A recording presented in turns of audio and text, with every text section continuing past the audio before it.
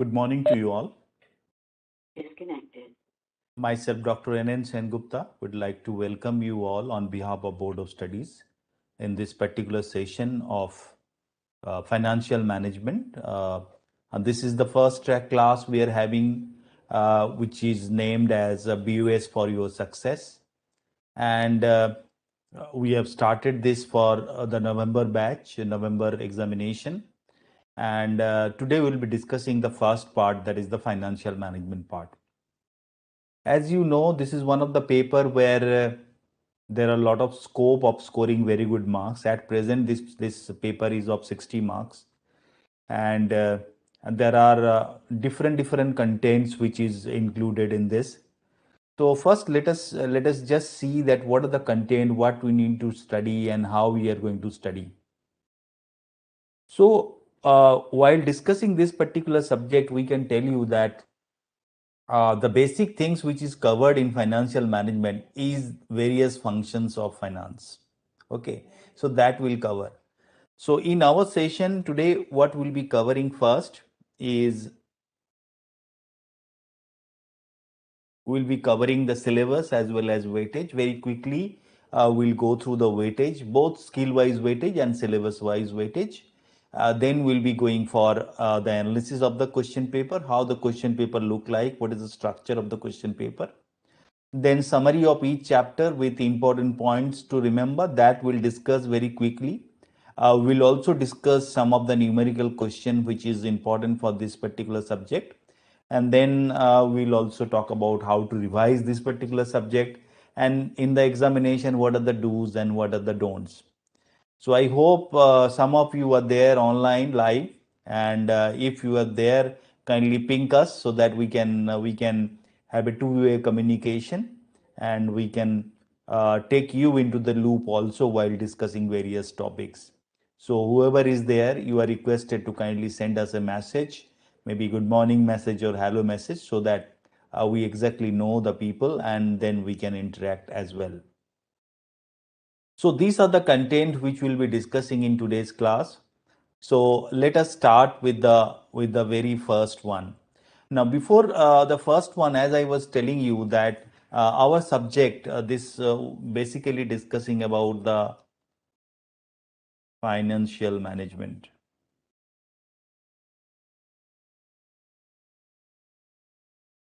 So three major function of finance. Number one is financing decision.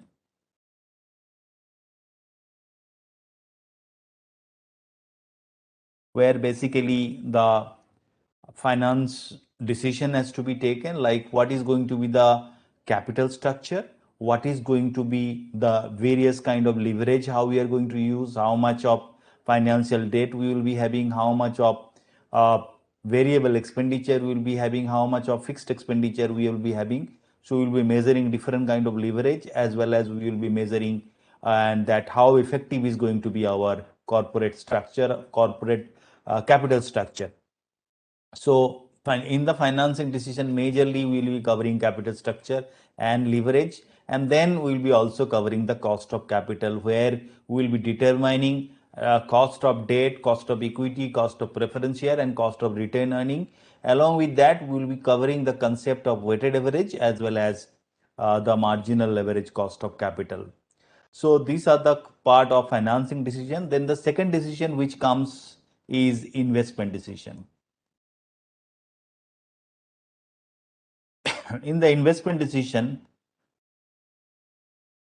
basically at present we are covering the capital budgeting decision, and we are also covering the risk and uncertainty of capital budgeting decision. So these two topics we will be covering.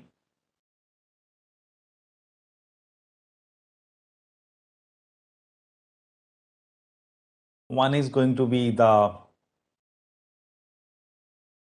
investment decision, and second is going to be the risk analysis in capital budgeting. Sorry. Then the third one,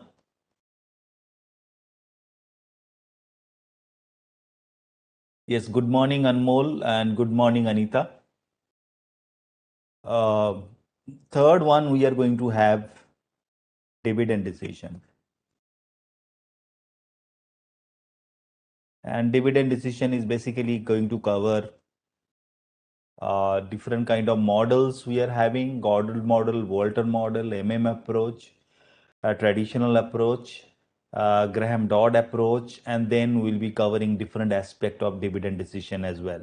So these are the three financial decision or finance decision and finance function we'll be covering in the syllabus. Along with that, there will be working capital management as well. Right. So this is basically the coverage of your syllabus along with the ratio, which is basically a tool of financial analysis. So introduction to financial management function, then financial analysis through ratio. These two will be covering in the first part, which is going to cover 10 to 15% of weightage, that is of 7 to 10 marks. Then in the second one, we are having sources of finance, like from where we can have different sources of finance.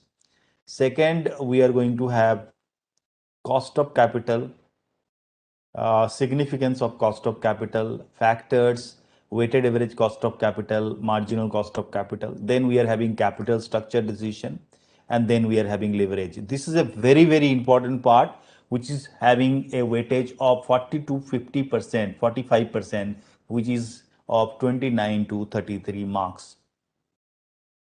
Then capital investment and dividend decision. Capital investment decision is of 30 to 35% marks, that is of 22 to 25. We are going to have capital investment, that is the capital budgeting decision, then adjustment of risk and uncertainty in capital budgeting. Then we are having dividend decision and different kind of basics of dividend, forms of dividend, determinants of dividend, relevancy and irrelevancy approach, traditional Walters model, Gordon model, approach. All these things will be covered, and this is covering 30 to 35% of marks, which is of 22 to 25 marks.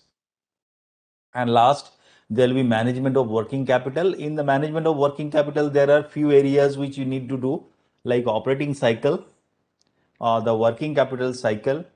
Then there will be receivable management, management of accounting receivable. Then factoring and forfeiting will be covering here, and then management of accounting payables. Management of inventory is also covered here. Then management of cash and treasury management, as well as banking norms of working capital finance. Skill wise, theoretical question or knowledge and comprehension based question, there are 20 to 30%, and application analysis based question is 70 to 80%. Structure of question paper is the first question is a compulsory question of 5 marks each, 4 questions. So this is a very important part, which is of 20 marks, the compulsory question. Then 2 to 5, 2, 3, 4 and 5, there are 4 questions, out of which you need to attempt second, third, fourth, and fifth. So there will be 4 questions, and you need to attempt those questions along with the question number 6. So 2 to 6, there will be 5 questions, and you need to attempt any 4 questions. And in the last one, the 6th one, this is a theoretical question which will be comprising of 2 marks, 12 marks with the 2 marks of internal choice. So this is going to be 10. This is going to be 40, and this is going to be 20. Now, in a situation where you feel that some of the numerical question you are unable to do in the examination time, maybe you can attempt the theoretical question of 10. So that time it will be 20, 30 and 10. So this will be the composition of attempting the question. There may be a little bit of theoretical part in the question 2nd to 5th as well. Okay. So this is basically the structure of the question paper. Scope and objective of financial management. Now let us start with the very first unit. Any question if you have, please let me know. Anything you want to ask in general, you may please let us know.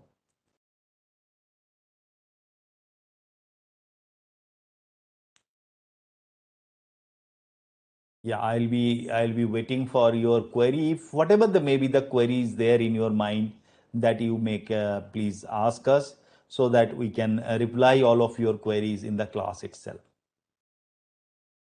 Now, in the scope and objective of financial management, there are long-term financing decision, there are short-term financing decision, scope and objective of financial management, then profit maximization and wealth maximization, role and functions of chief finance officers, then relationship of financial management with other discipline of accounting. So these are the very basic concepts which we'll be covering in the very first chapter, which is scope and objective of financial management. Then in the second chapter, so in the first, from the very first chapter, basically the theoretical questions is going to be there. There is not much scope. Management of working capital weightage, Anmol, is 10 to 15%, which is of 8 to 10 marks. So generally we see that if that question comes as a numerical question, it may be of 10 marks, or sometime it may be a small question of 5 marks in the section A, and then some theoretical part in the last question, so question 6. But there are a good amount of mixture of theoretical question and numerical question which can be set from this particular area. So I think weightage of this is 8 to 10 marks. And every year we have seen that that kind of weightage basically comes in working capital management. Right, Anmol? So coming back where we're discussing, keep on asking your question, whatever is there in your mind, so that immediately I'll give you the reply. In case of financial resources, based on maturity and repayment period, long-term capital, medium-term capital, and short-term capital, based on basic approach, external sources and internal sources. From the internal sources, mainly it is the retained earning, and from the external sources, it is basically the share capital and debt capital or the borrowed capital. In the share capital, there may be equity share, there may be preference share. Then in case of debt capital, it may be debenture or loan from financial institutions and others.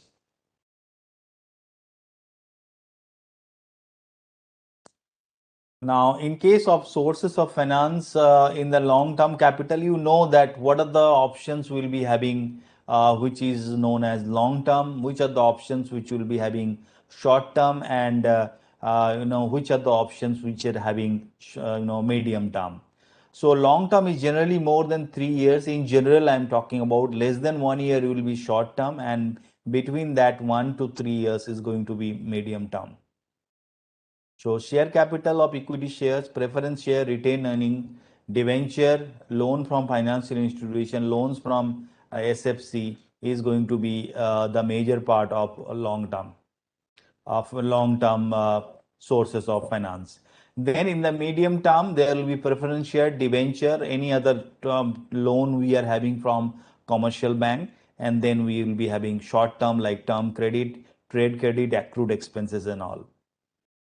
Some of the important terms also you please go through of so important sources of finance like venture capital, debt securitization, lease financing, masala bond, bridge finance, etc. So these are the kind of things which we should be covering in that particular area. And these are also sometimes theoretical question comes of defining that bridge finance is also very important. Venture capital finance is also very, very important. So go through all these concepts. Have your own standard language of 2 to 3 lines, so that anytime it comes in examination, you can also write about that, right? Now we are coming to the next ratios, which is of financial analysis and planning, and type of ratios. We are having a short-term ratio, that is the liquidity ratio or short-term ratio, leverage ratio or long-term solvency ratio. In long-term solvency ratio, we can divide that into two parts. One is capital structure ratio, another is going to be coverage ratio. Then in case of activity ratio, in case of efficiency ratio, performance ratio, it is very important, to cover all those kind of ratio. The name is going to be different, but the ratios we are covering in this part is going to be the same. Then there is going to be profitability ratio, which can be related to sales, which can be related to the overall return of investment, or from capital employed point of view, required for analysis of owner's point of view, and related to market valuation or investors point of view.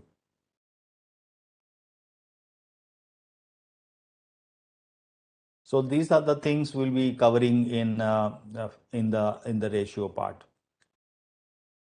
Then in the next part, these are the major important ratios we are covering. And initially, in the very first part, current ratio, quick ratio, these two are very important ratio for you to understand. Then basic defense interval ratio, how the basic defense of the organization is, and then the net working capital ratio.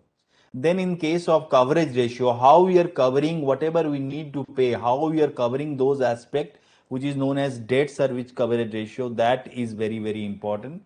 Then interest coverage ratio, then preference dividend ratio, fixed charge coverage ratio. So these are very some of the very important ratios. In case of capital structure ratio, mainly the equity and debt ratio. Similarly, debt to equity ratio, and in debt to equity ratio, sometime we will be taking the overall fund into picture, and sometime we will be taking only the long term fund into picture. Then capital gearing ratio and property ratio related to sales, like ROI, ROA, ROC, ROE. So all those ratios is going to be pre-tax as well as post-tax.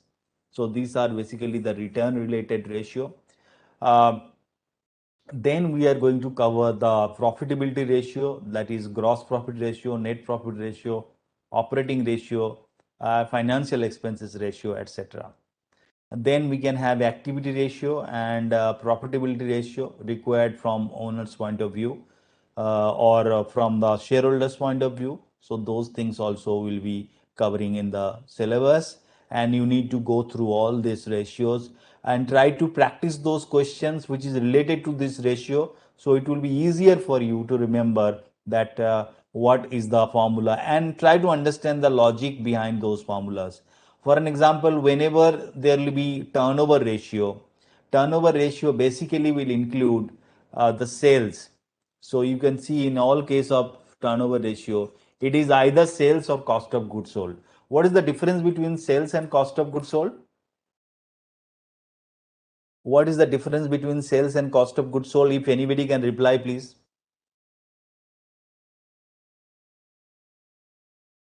Yes, the difference is gross profit. Yes. So cost of goods sold is basically which is not including the profit. So when we are calculating any kind of ratio with the help of cost of goods sold, it means that profit is not considered in that ratio. Is it clear? And in case of receivable turnover ratio or debtor turnover ratio, we will be using the term credit sale, not the sale, because it will be depending that what is going to be the total turnover on that. Then in case of profitability ratio, EPS, we all know it is very important, and we'll be discussing in case of capital structure that how the EPS is calculated. Then dividend per share, that how it is calculated, DP ratio, PE ratio, dividend yield, earning yield, market value or book value ratio, and Q ratio. So these are the very important areas which you should be remembering. So what are the important part in this ratio analysis you should remember? Number one, preparation of the balance sheet using the ratio.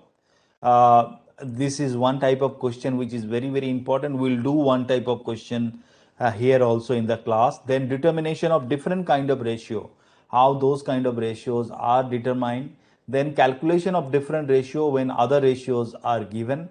So some ratios are given, then you need to fetch out the figures of other ratio, then determining different ratios when balance sheet and income statement is given. So this is one question. Any question from your side?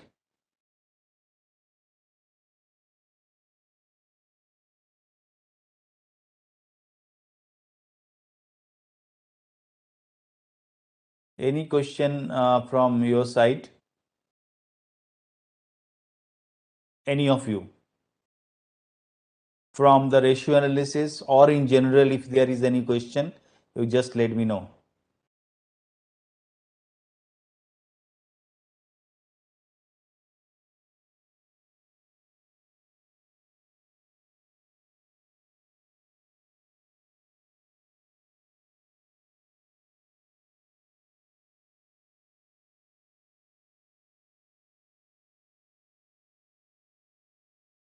That is EBIT interest. It can be calculated, Mansa, in two ways. It can be pre-tax, it can be post-tax. So yes, both the ratios is okay. You have to mention that what you are calculating, whether it is post-tax or pre-tax. So if it is pre-tax, tax will not be deducted, and if it is post-tax, then tax will be deducted. Is it clear? So it is not that one is correct, other is not correct. You can do both. And there are places where in the study material also the same thing has been done. Any other question from your side? Otherwise, we'll go for the question. We'll be discussing one question.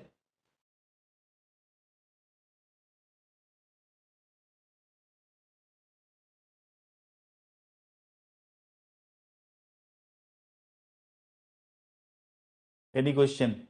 Okay, fine. So then we'll be going for, is it clear? We'll be going for this question, what has been given. So when the question of ratio analysis will find, first of all, you try to understand that what has been given. So while going through this question, you can go through line by line and try to understand that what has been given here. So you can see that share capital is given, working capital is given. So working capital basically means current asset minus current liability. Gross margin is given. So it means 100, if the 100 is sale, 25 is the gross profit and 75 is the cost. Inventory turnover is 5 times. 5 times. So means whatever may be the inventory, it is covering 5 times. And that means inventory turnover also we can calculate in days. Then average collection period is 1.5 months. So collection period is given, which is of 1.5 months. So we can understand that what can be the collection ratios or receivable turnover ratio from that. Month is given. So accordingly, we can find out that 12 divided by 1.5 is going to be our receivable turnover ratio. So you can do little bit of analysis here. Then current ratio is given, which is 1.5 is to 1. Quick ratio is given, which is 0.7 is to 1. Reserve and surplus to bank and cash, which is given as 3 times. Further, asset of the company consists of fixed asset and current asset, while its current liabilities comprising bank credit and other in the ratio of 3 is to 1. So asset of the company consist fixed asset and current asset, both is there. Current liability is comprising bank credit and other in the ratio of current liabilities comprising bank credit and others, which is a ratio which is given of 3 is to 1. We can assume 360 days in a year and we are required to prepare a balance sheet. So let's go to the question. So these are the information you can again see. These are the information which is given. So we have highlighted those. Reserve and surplus to bank and cash ratio, which is 3 times, is also given. 3 is to 1 means 3 times.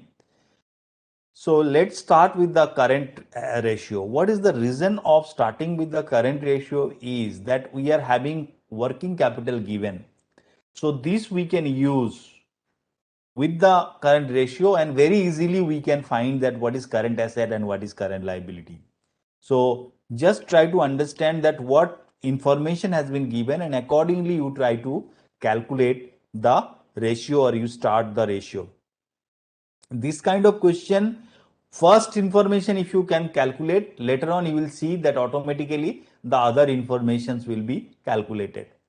So the ratio of current asset and current liability is 1.5 is to 1. So current asset will be 1.5 into current liability. Current asset minus current liability is 2 lakh. So 1.5 current liability minus current liability is 2 lakh. So current liability will be 4 lakh. If current liability is 4 lakh, you multiply it by 1.5. So what will be your current asset? Your current asset will be 6 lakh. Is it clear how the current asset has come? Anybody?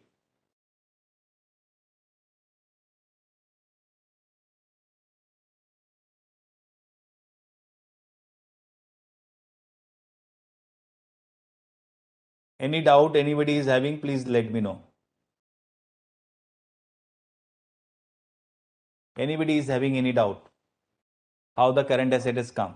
So now the next one, which ratios we are going to calculate? Bank credit to other current liability, which is given here, is 3 is to 1. So that is another important ratio. So how we are going to use it? Because now the current liability we have got. You can see the current liability we have got here. So we can use the current liability now, and we can find out that how the differentiation between the two we can find. So it's very important that we can find this differentiation between among the current liabilities. There are two current liabilities you can see, and what is the ratio which is given? Which is given as 3 is to 1. So bank credit is going to be 3 times of the other current liability, and the combination of bank credit and other current liability is the current liability. So other current liability will be 1 lakh and bank credit will be 3 lakh. So first we have got current asset and current liability, and then we have bifurcated them into bank credit and other current liability. So exact item we can write down in case of preparing the balance sheet. Is it clear? Any doubt you have? Let me know. Now the next ratio, again from current asset we can take to calculate the inventory.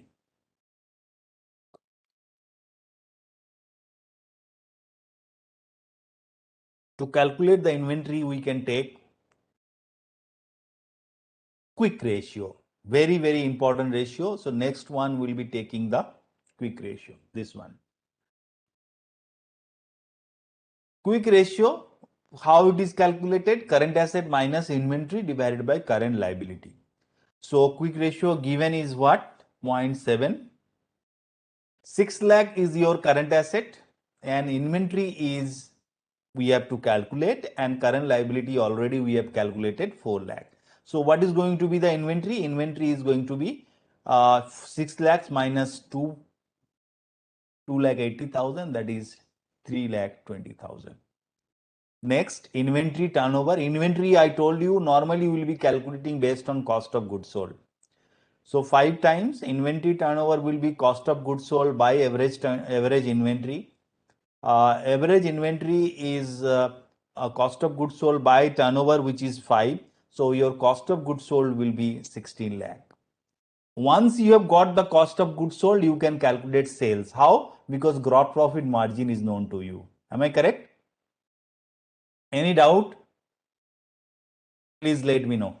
So gross margin is 25%. So sales will be 16 lakh divided by 0.75. Already I explained it to you. Why it will be 0.75? Because it is 100 minus 25%. So that is 75% or 0.75.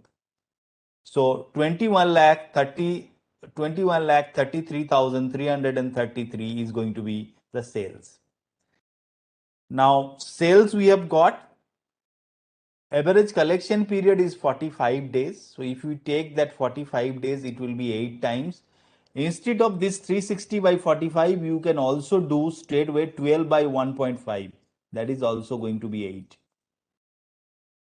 So either you can convert that into month or days. Month is already given in days, or you can calculate in month. Both is acceptable. Please be very particular.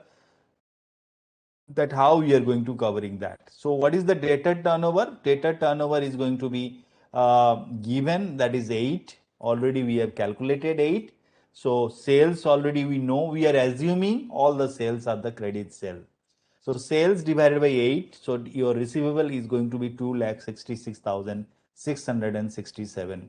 Bank and cash, current asset we can bifurcate. Current asset is 6 lakh, debtor already we know, inventory already we know, so cash is going to be the balance one, that is 13,333. Reserve and surplus by bank and cash is 3, so reserve and surplus is going to be 40,000, right? So now all these figures whatever we have got, if you plot those figures in the balance sheet, then we'll get the balance sheet figure. So share capital we have given as 6,25,000, reserve and surplus is 40,000, bank and credit is 30,000, other current liability is 1 lakh, fixed asset is 4,65,000, current assets is inventory, debtors and bank and cash 3,20,000, 2,60,000, 66,000, 67, and bank and cash is 13,333. Then cost of capital.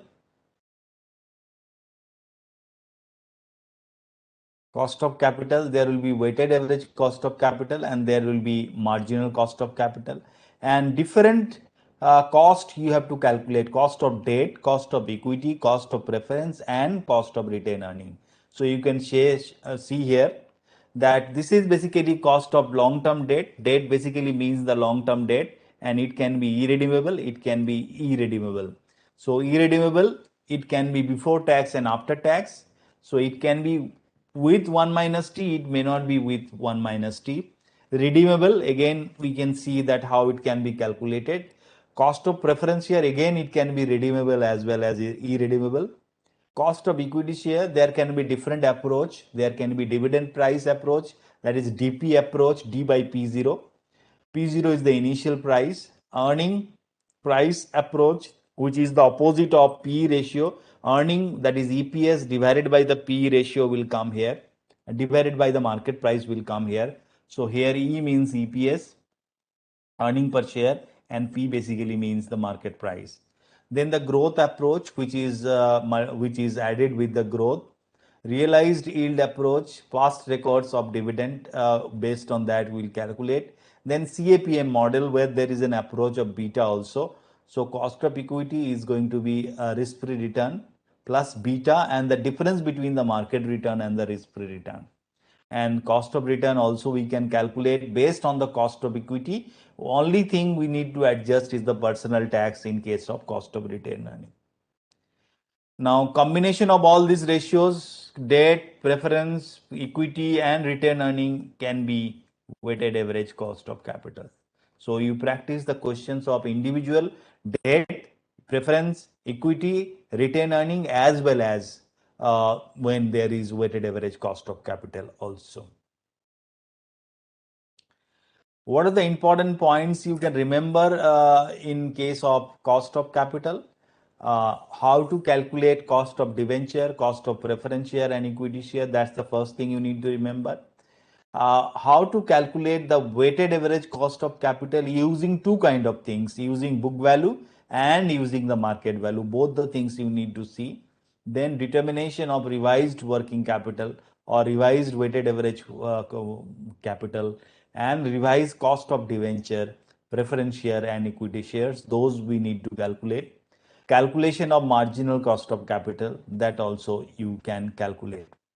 Determination of existing and new weighted average cost of capital also can be there. So these are the type of questions which you need to practice. Any question you have in case of cost of capital? Anmol, Anita, Mansha, please let me know. Or otherwise, or anybody is having any other query, otherwise we'll go to capital structure.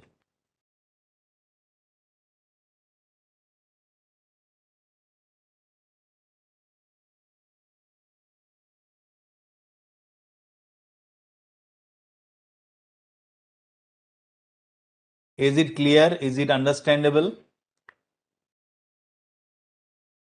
Anybody is having any doubt, please let me know. This is a very high scoring paper. If you study in a systematic way, you can fetch a lot of marks.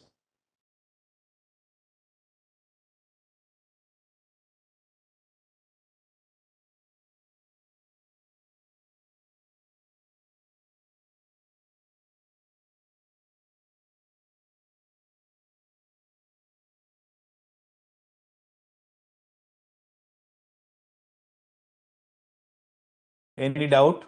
Okay, clear. Thank you.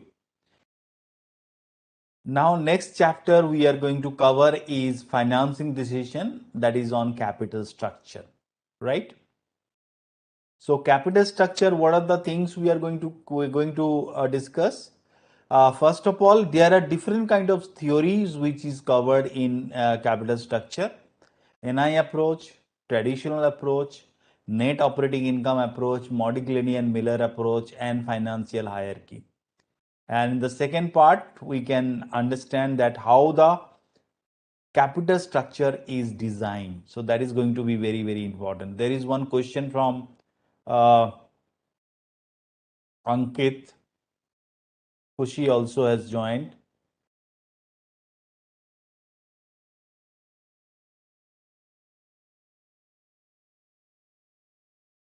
Yeah.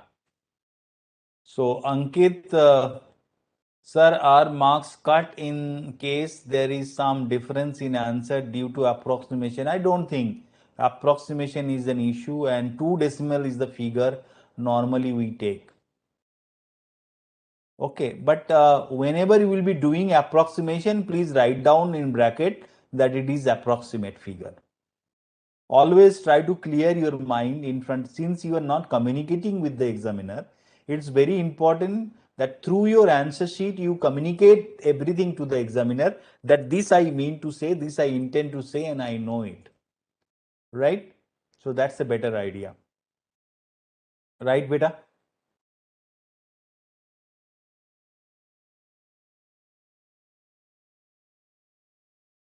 Okay, I'll just see the Kushi. At present, I have not covered the capital structure question of RTP November 2022, but let me see if I can cover in the second half, right? Any issue, particular issue is there, you please let me know. Okay, and we'll try to cover it. Okay, Kushi. Akriti, is it clear, beta?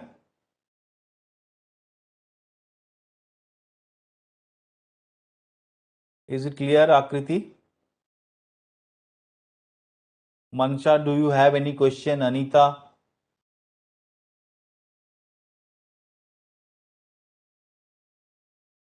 Shall we go ahead, or if there is any question, you please let me know. Because chapter wise, if we can cover, it will be always better. Thank you, Kushi. Akriti, yes, where there are some alternative ways of doing some, then is it correct if we do the question by any other than suggested answer normally includes all those logical answers.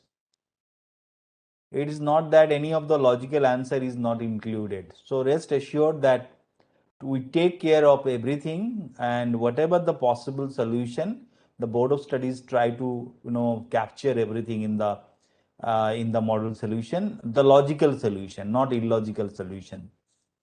Okay, so I don't think there is much worry about that. Okay.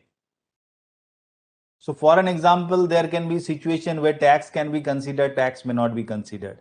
We will give both the alternative in the model solution. Got my point? Or one of the item which is not clear, that it will be part of which type of cost while preparing the working capital management. Give a note and do it. It will be considered.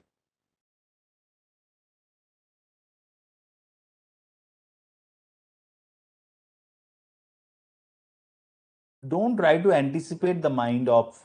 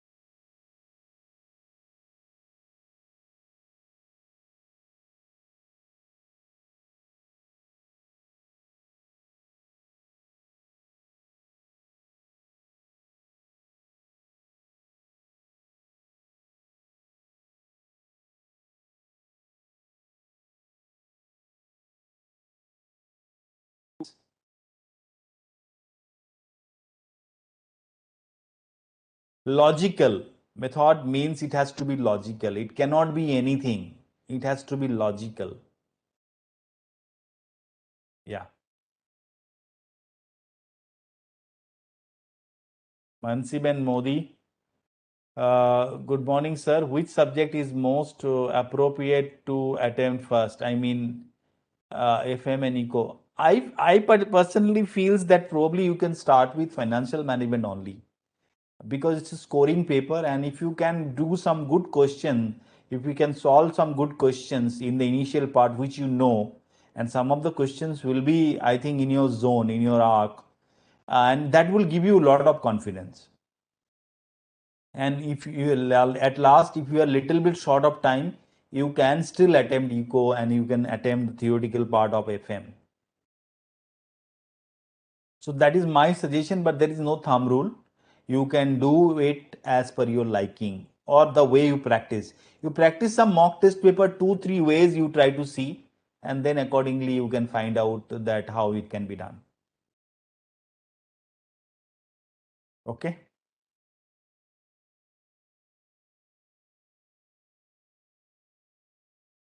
Shall I go ahead then? Shall I go ahead if you don't have any specific query as such?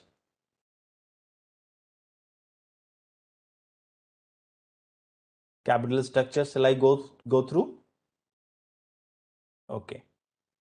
Okay, sure. Whenever there is a question, you can always ask me. So these are the approaches we'll be discussing. Then in case of Modigliani and Miller, with tax and without tax. In case of financial hierarchy, the trade-off theory and pecking order theory we'll discuss. The capital structure theories, the relevance theory, it can be divided into two parts on the basis of relevancy. One part is the relevance theory and other part is the irrelevance theory. So in case of relevance theory, there will be NI approach, traditional approach, and in case of MM approach. And in case of irrelevancy is normally there will be the other approaches. So NI, NOI, and traditional approach, these are the approach basically which says that capital structure will be affecting the relevance or capital structure will be affecting the valuation. MM approach is saying that it will not be affecting the valuation. So that's the first thing you should keep in mind while doing it. There are some more queries, I think.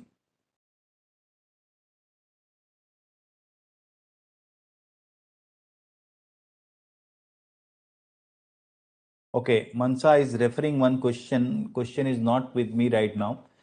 Page number 6.3, whatever it may be. Combined leverage, operating leverage, both are given. Fixed costs, including interest, sales are also given. If we take operating leverage as a base and for calculating financial leverage, the answer is coming different. And if we take combined leverage as a base, yes, there can be this kind of situation. So if this kind of situation is you are facing in the examination, then you do one of the way and you assume that I have taken this as a base. Okay. In some of the year, there was a question like that in the previous year. So you can take that as any of the base and you can clearly assume or mention that this I have taken as a base. Normally, if we reconcile the figure, this is not going to happen. But if you face that in the examination hall, then you can assume or you can mention that which base you have taken. Correct, Mansha?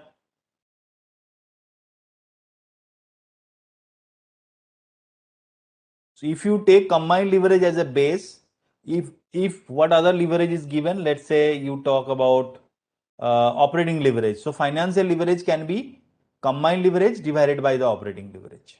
Okay.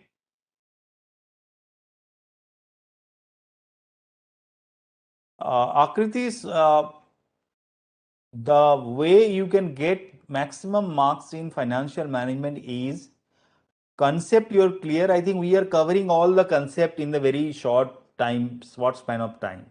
And then what next you can do, you can practice as many questions as possible. Each and every question of study material, you practice each and every question. Don't leave even a single one. Then you practice the question which is of uh, the previous year question, the RTP question, the MTP's question, and then you can also practice the related chapters of the financial management practice manual, which was there for the old course. In addition, I can tell it to you. That's an additional practice that also you can do. And I don't think you will be getting, at least less than 60 in this particular paper. That's the simple way of doing it. Right, beta? Shall I go ahead then?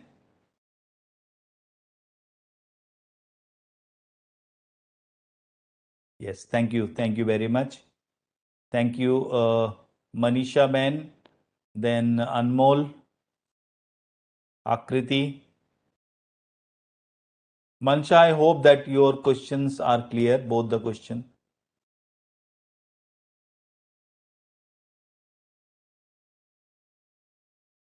And I'll request all of you to focus on examination, study as hard as possible so that you clear this examination and now only.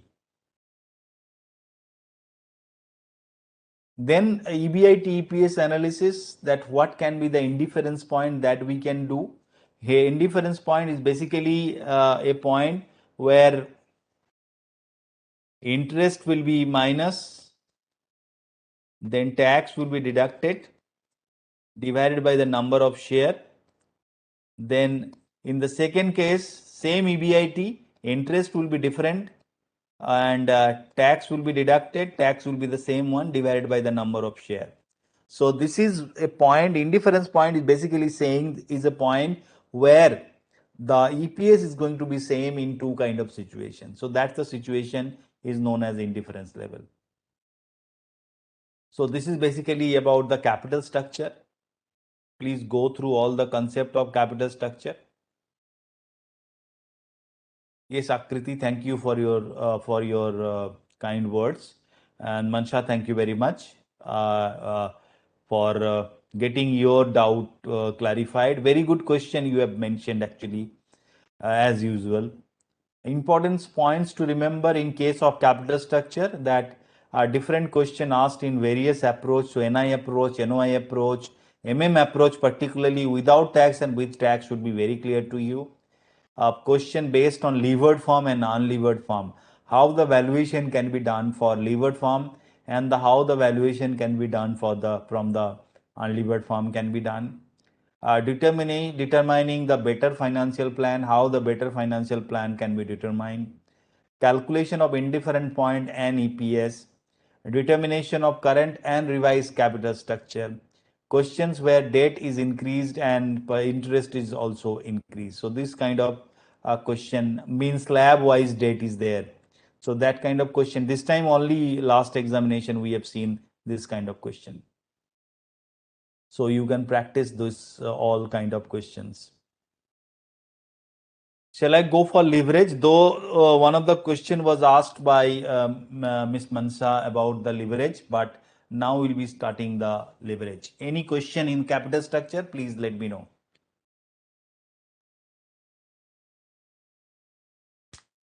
We'll be covering all the chapter. We'll try to cover all the chapter and some more numericals also will cover.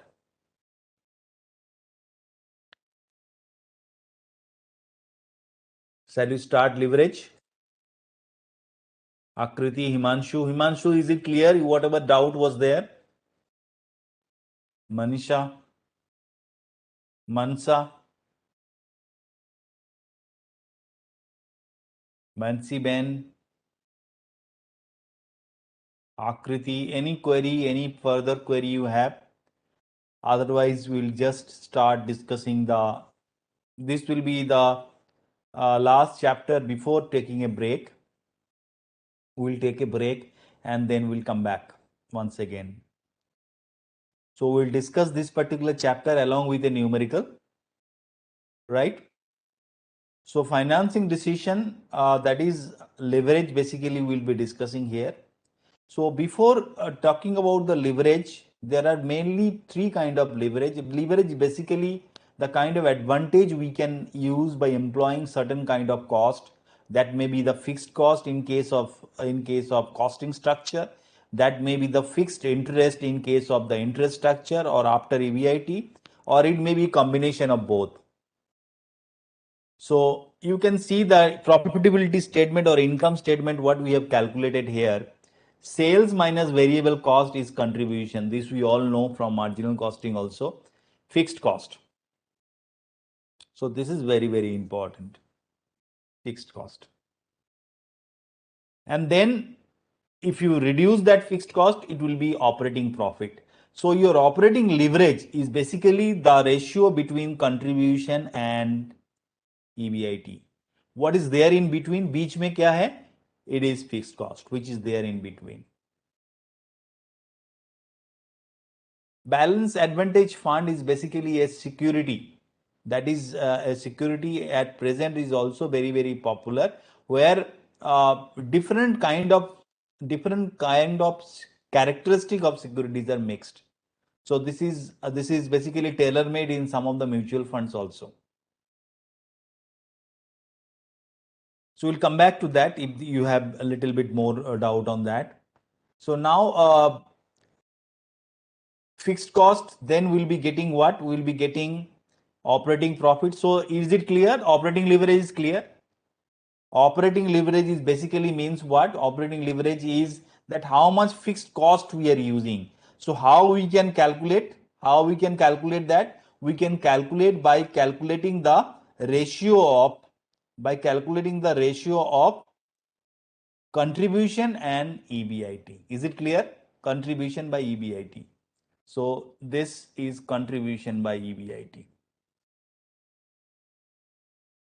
Then what is the next one?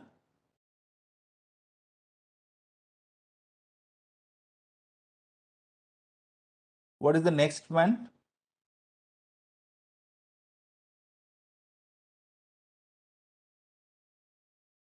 Thank you, Sri. Thank you, Anmol.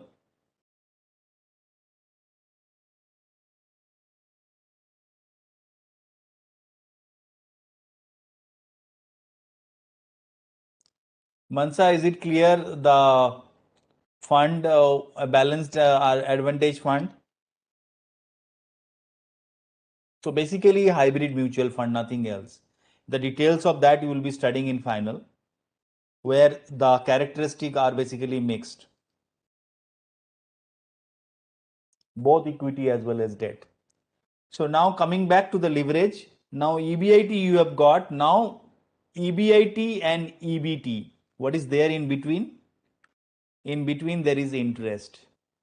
So interest and then EBIT and EBT. So this will be your degree of financial leverage, right? And then we are having, or it will be financial leverage, and combination of these two, that means these two together, that means here it will be contribution, here it will be EBT, that will be your combined leverage, degree of combined leverage. So your operating leverage is going to be contribution by EBIT. Your financial leverage will be EBIT by EBT, and combined leverage will be multiplied by these two, so it will be contribution by EBT. Now when we are calculating the degree means if you tinker with, if you change anything, if you change your sales for an example, how it is going to affect your profit, or you change your EBIT, how your sales is going to be affected, that will be determined by degree of operating leverage. Is it clear? Similarly, how your EPS is going to be affected while changing the fixed interest, while changing the EBIT, the relationship between these two will be known as the financial leverage. And from sales to EPS, change in sales and change in EPS, or change in EPS, change in sales, that will be the combined leverage. So leverage is going to tell you that if you change one of these factors, how the others is going to be affected. That's the picture of the financial leverage, operating leverage and combined leverage. I hope it is clear. If you have any queries, any any doubt, any conceptual doubt, because if it is concept is clear, it is going to be very, very clear.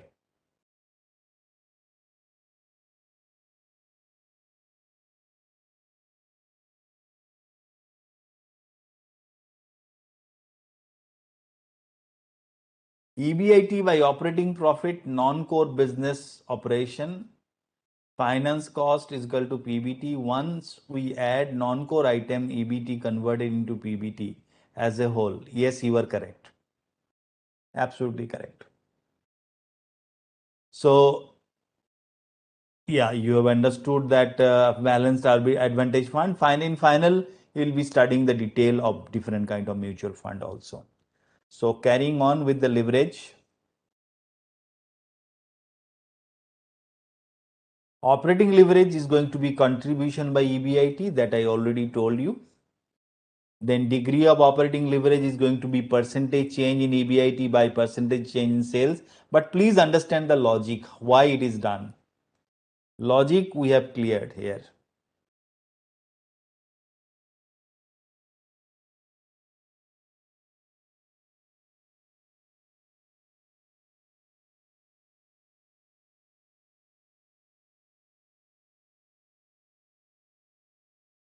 This one. So logic should be very clear to you. Right?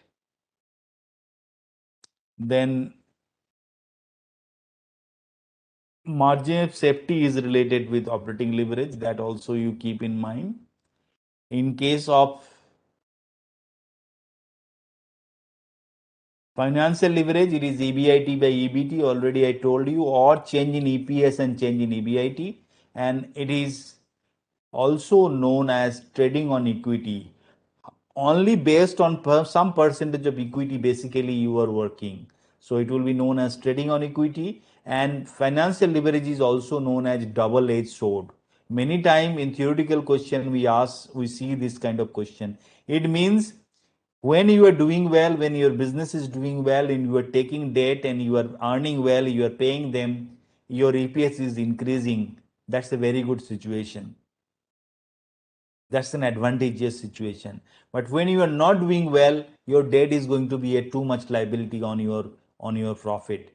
It can either give a lot of pressure on your organization. Even it can create a distress, and later on it can turn into bankruptcy when your interest obligation is too much without too much earning. So that's why financial leverage can be good and can be bad also, and that's why it is also known as double-edged sword.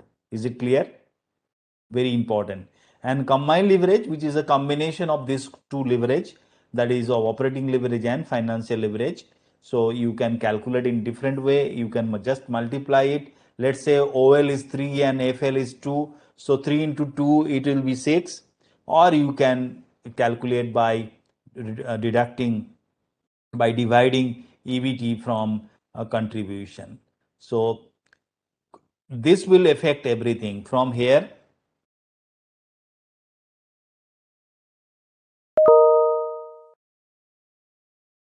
Let me just erase this. So combined leverage will be affecting everything. Combined leverage will be affecting from sales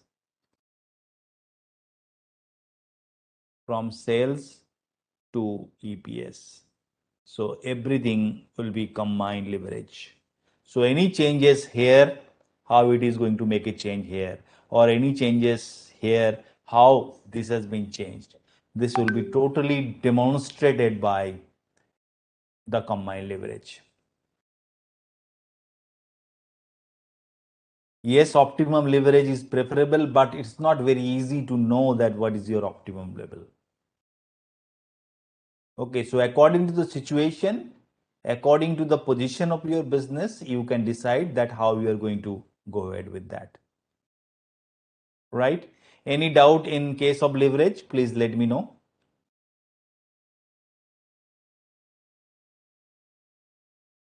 This is the trading on equity and double-edged sword, what I was telling it to you. So this is financial leverage, use of funds with fixed cost. that is fixed interest bearing securities and equity share capital. So you need to have a trade off between the two, and this is basically long term debt. So how much long term debt and equity, what is the ratio, which is basically the debt equity ratio, how is going to be beneficial for your organization, that would be known as in trading in equity. And trading on equity basically when you are depending on fixed income securities, and normally you will do it when the things are going on very fast. So you will be depending a lot on the fixed income securities, and which will be even more than your equity capital. But EPS is going to be very very high because limited number of equity shareholders will be enjoying the maximum benefit of the organization, right? And similarly, the double-edged sword, as I told you, that when ROI, the return on investment, is more than the cost of debt, let's say 25% is ROI and cost of debt is 15%. So 10% surplus will be received by the equity shareholder. So EPS is going to increase. And when your return is less than the cost of debt and you are having still a lot of interest to be paid, then the deficit, which is again going to be borne by the shareholders, so your EPS is going to be down. So financial leverage can increase your EPS, but at the same time it can reduce your EPS. And mind you, interest is one thing which can go even to minus. So if your income is zero or negligible or less, and let's say you are having 100 crore, 200 crore, 500 crore, or 5 million, 10 million, 100 million of interest, then your earnings can be negative. Earnings can be negative and capital erosion also may start with that. So it's a very dangerous situation, and none of the organization should be waiting that to happen. So you need to be very very careful while employing the uh, debt. There is no thumb rule that what is going to be the percentage and all. There are organizations, for an example, Infosys, who is doing very well even without almost negligible debt. But there are organizations, I don't want to name any organization as such, who are having very high debt, and their owners are in the top 10 of uh, most rich people of the world. So if you see some of their organization, there are a lot of debts which has been taken by those organization. Any doubt anybody is having? Akriti, Shri, Anmol, Mansha, whoever is there, Mansha Bain, Himanshu, Khushi, Anita, please let me know if you have any kind of doubt in this particular chapter, leverage.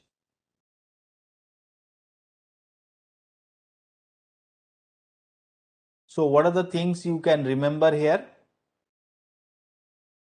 Question based on calculation of different leverage you had to do. Then determination of percentage of change in figure, that means based on your different kind of leverage, like this much percentage is changed here, so how much percentage is going to be changed there, like that. So that's going to be very very important.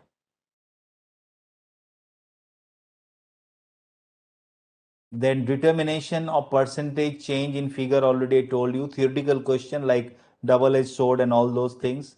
Calculation of leverage when the balance sheet is given, or vice versa, from leverage you may need to do the income statement or balance sheet.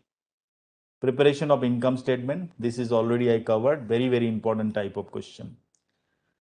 So now let's do a practical. I think there is no doubt of any of the student as informed by you. So this is an important question or important type of question. This is one type of question. Margin of safety is given. Now from margin of safety, what we can determine, that we have to see. Normally margin of safety is profit by profit volume ratio. So how that is done, what does it mean? Interest is given, profit volume PV ratio is given 25% and 33.33%. Financial leverage is given as 4 and 3, and tax rate is given as 45% and 35%. So what we need to calculate? We need to calculate different kind of leverage. So first of all, let's start with the financial leverage. Financial leverage is given in case of company A, and in case of company B. With me, you also start doing solution and just let me know. So financial leverage is 4, right? And interest is given as 300 in case of company A. So you put this to figure, financial leverage you put as 4, and EBIT you put as interest is 300.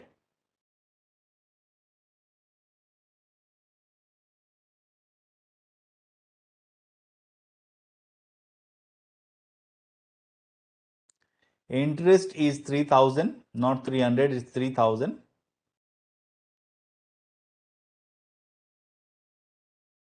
So if you do that, then it will be 4 EBIT is equal minus 12,000 is equal to EBIT, or 3 EBIT will be 12,000. So EBIT will be 4,000. So one of the figure you can get here. Similarly, if you try for company B, financial leverage is given as 3 and interest is given as 2000. So EBIT will come with the help of mathematical equation as 3000. Is it clear?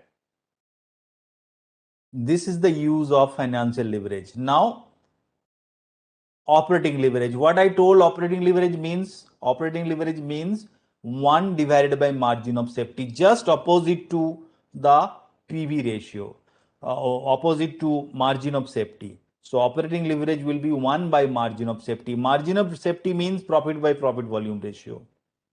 So actually operating leverage can be also profit volume ratio divided by profit, right? So you can make those permutation combination as well.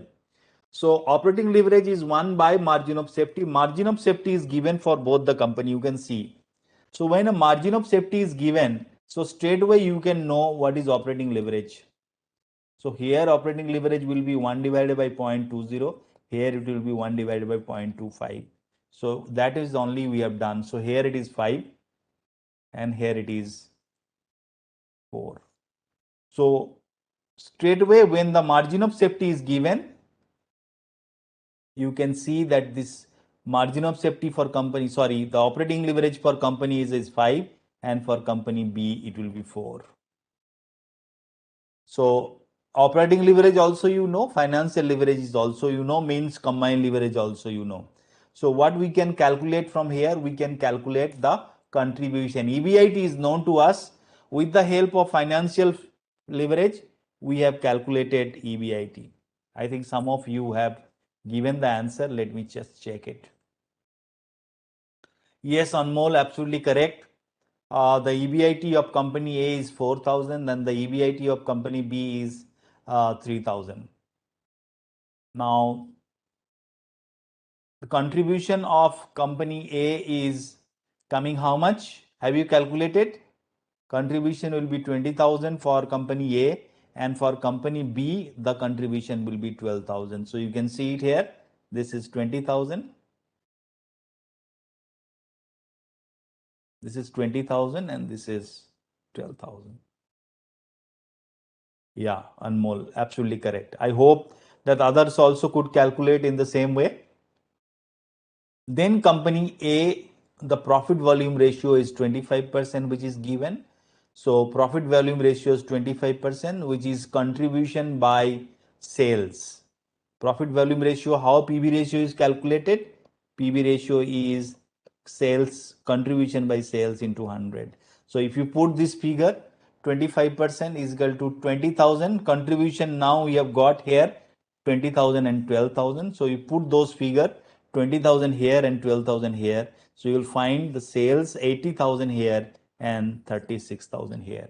Now once you have got this kind of figure, now you can complete the income statement, which is the requirement of this question. So income statement, you will start with sales. How much is the sales? 80,000 and 36,000. So this we have carried here and this also we have carried here. Then less variable cost is 60,000 and 24,000. So contribution will be 20,000 and 12,000. Fixed cost will be 16,000. So that will be 4,000. Then interest is 9,000. So EBIT is 3,000. Then interest, if you, sorry, this is fixed cost. Then interest, if you reduce, your EBIT will be 1000 and 1000. Further, if you reduce the tax 45%, then your PAT will come. This is profit after tax. And if there is number of equity share, if you divide by that, it will be EPS also. So this is the way you can complete the income statement. And sample, basically, I have explained it to you that how with the help of one ratio, one leverage, you can calculate the whole income statement. And here one key factor is, in this particular question, the relationship between margin of safety and operating leverage. Very, very important. So what is the relationship? Can you let me know? What is the relationship between margin of safety and operating leverage? Anybody? Very quickly, let me know.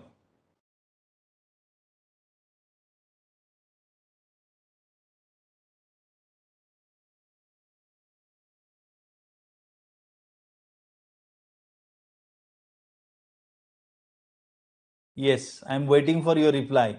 The relationship between margin of safety and operating leverage.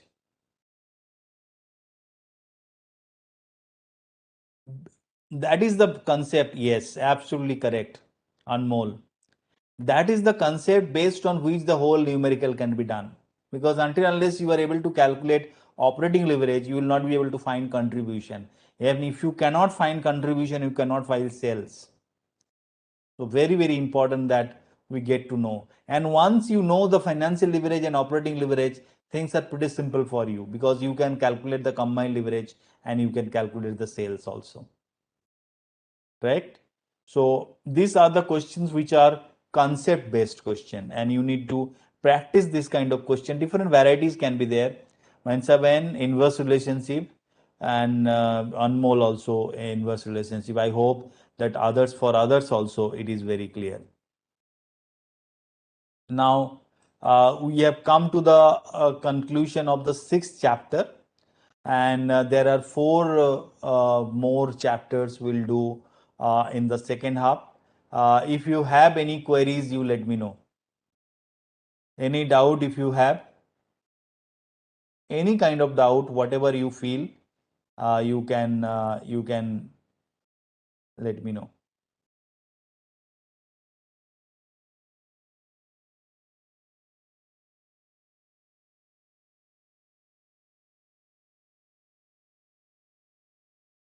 Any doubt?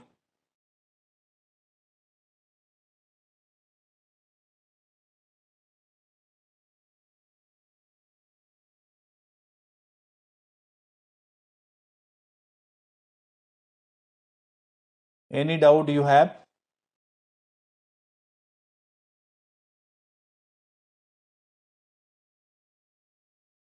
Okay. So if you have any further question, then you can ask.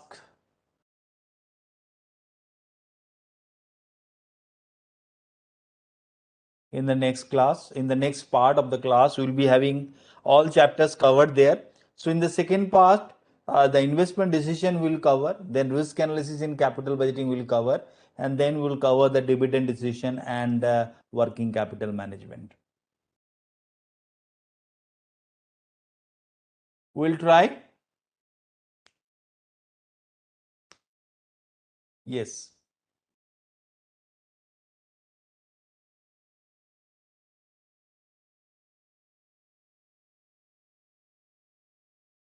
Yes, Mansa, that's the meaning, that why business performance is always given emphasis on the earning before interest, depreciation and amortization.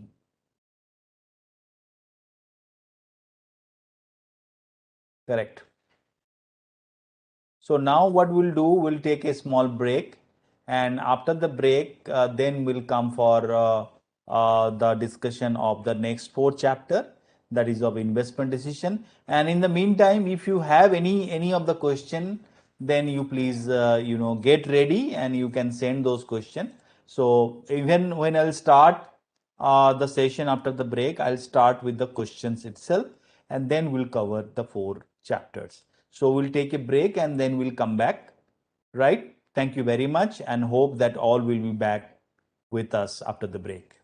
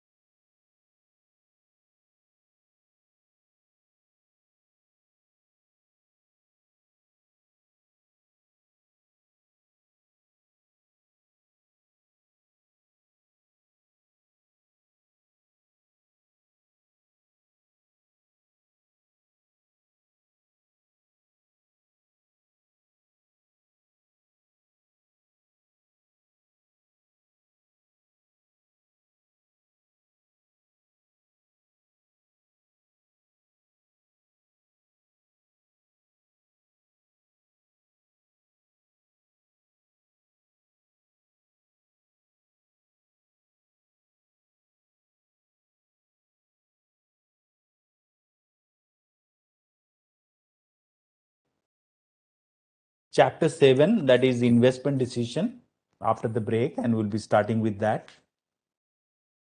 So in capital budgeting, one of the very important part you can keep in mind is that how we are calculating the cash flows.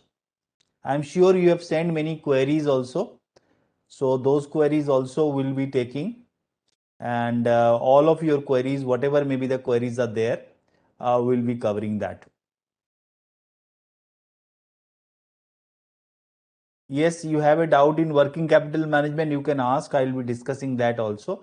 And we'll try to see, Khushi, that if we can take some questions of RTP as well. So how the initial cash flows we can prepare? So cost of the new asset plus installation minus or plus due to tax saving of the old asset. Then incremental interim cash flows, or there may be terminal cash flows which may be there in between.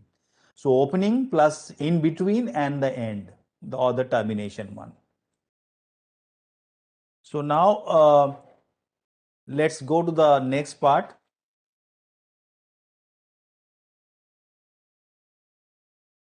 What is the statement of showing the calculation of cash inflow, CAFAT, that is normally given in case of questions, but how we can show it? So sales unit minus, then selling price will be given. So if you multiply these two, it will be total sales minus variable cost. Again, this will be variable contribution, sales minus variable cost.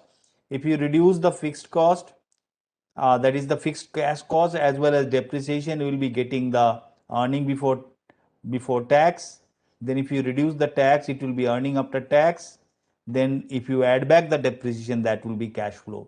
So one of the very important part, you please keep in mind that we basically calculate earnings after tax but before depreciation. But for doing that, initially you need to reduce the depreciation, then calculate the tax accurately, then you add back the depreciation. That's the way we get the correct cash flows. So we thought of discussing that to you. Then capital budgeting techniques, there are payback. Payback normally sees that within how many years we are getting back our money. So that basically is looked after by payback. Then ARR, which is the accounting rate of return. Accounting rate of return is average annual net income divided by investment. Then net value, net present value. Net present value is basically we try to find out the difference between present value of inflow and present value of outflow. So normally we try to find out the inflow and then their present value, then we reduce the initial cash flow, and then we come to a conclusion that whether the NPV is positive or negative. Then profitability index or desirability factor, PI, that is basically the sum of the discounted cash flow and the initial cash flow. So basically the present NPV of the inflow as well as the outflow, that we take into comparison. IRR, which is basically a rate at which the NPV is zero. That means your present value of inflow is equal to the outflow. That basically we calculate with the help of this, but you may not be remembering the formula.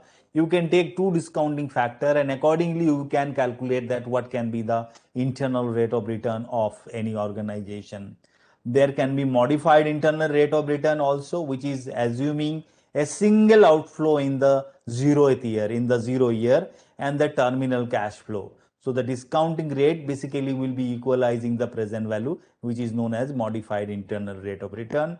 Discounted payback, you know that present value of inflow will be taken into consideration. Then theoretical question based on capital budgeting also you keep in mind, like capital rationing and all. Then whether a project should be accepted or not with the help of NPV, PI, ARR, etc. Question based on replacement of machine also a lot of time has come. Then ranking of different project, the capital rationing, that kind of question also comes in capital budgeting. So here we have taken a question just to give you an explanation of idea that how the different techniques are applied. So you can see these are the net cash flow which is given. The purchase cost is 80 lakh and net cash flows are 14 lakh in the initial 5 years, then 16, 20, 30, 20, and last year it is 8. Mind you that this net cash flow means that depreciation has been adjusted. So the cost of capital given is 10%. We need to calculate payback. We need to calculate NPV, PI, and internal rate of return with 10 to 15%. Present value factor is also given. So what is the calculation of payback we can do? Payback, what is the total cost of the project? You just see the total cost of the project is 80 lakh and total cash inflow for the first 5 years, if you see the first 5 years is 70 lakh. So you reduce 70 lakh and you will get it 10 lakh. And in the 6th year, the inflow is 16th year. So after 5 year, the 6th year inflow is 16 lakh, but we require only 10 lakh. So 5 year complete plus 10 divided by 16, that is 5.6 to 5 years or 5 years 7.5 months. This month also you can convert in month and days because this 7 month will be there and then 0.5 days means 15 days. 0.5 months means 15 days. So 5 year, 7 month and 15 days will be the payback period. Next, we can calculate the NPV at the 10% discount rate. So what you need to do, you need to plot all the inflow here. You need to plot the present value of rupee 1 at the rate of 10% here. Then you multiply. And after multiplication, if we add it, for an example, in the first year, the cash flow is 14 lakh. So if you multiply it 0.909, it will be 12 lakh 72,600. In the second year, it will be 14 lakh into 8.826, that will be 11,56400. Third year, it will be 10,51400. Next year, it will be 9 lakh 56,200. Next year, it will be 8 lakh 69,400. Next year, when the cash flow is 16 lakh, it has increased. It will be 9 lakh 2,400. Next year, 10 lakh 26,000. Next year, 14 lakh 1,000. And then 8 lakh 48,000. And the last year, it will be 3 lakh 8,000. Here, there is no terminal value is given. Otherwise, if the terminal value of asset will be given, then that also will be taken into consideration in the last year. So this is the inflow we have got. And the outflow is 80 lakhs. So if NPV will be inflow, this will come first and then outflow will be there. So you can do 97, here I am writing 97, 92, 200 minus 80 lakh. So your present value is 17 lakh 92,000 in positive value. Now, when you require to calculate the IRR, you also require a negative value. So we will take that as 15%. This discounting factor will change, these figures will change, and NPV will change. That we'll do later on. PI, how we can calculate? PI will be very easy. This 97, 92, 200 divided by 80 lakh. And here it is coming as 1.224, which is more than 1. Now calculation of internal rate of return, 10% present value already we have calculated. What is the present value? 10%. This one. Now 15% present value will be this one. So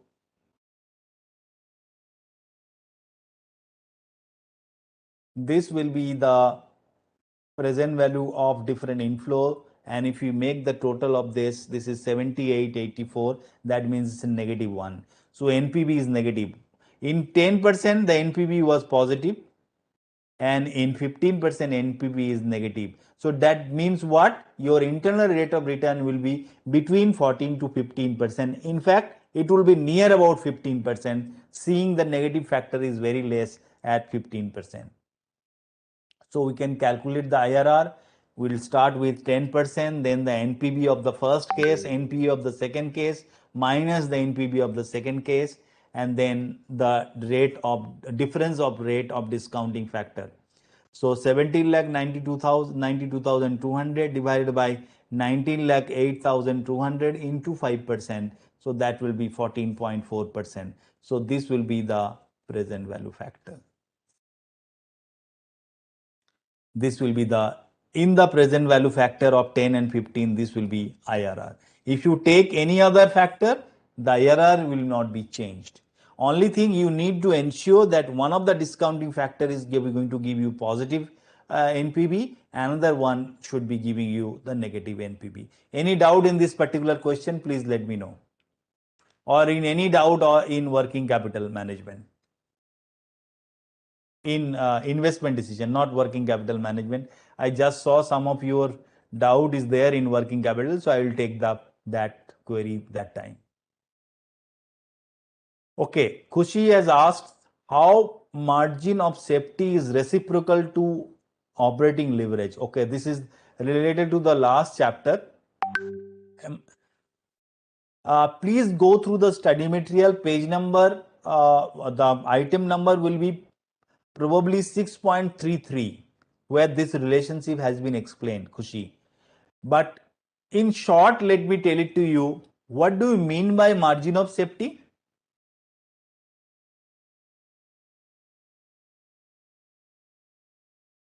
Margin of safety means what?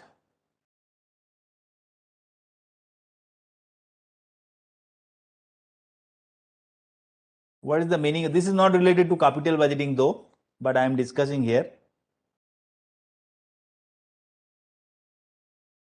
What do you mean by margin of safety? Anybody? Sales minus break-even sales. Am I correct? Sales minus break-even sales is going to be your margin of safety. Any doubt? No doubt. So now, if we do multiplication and dividation,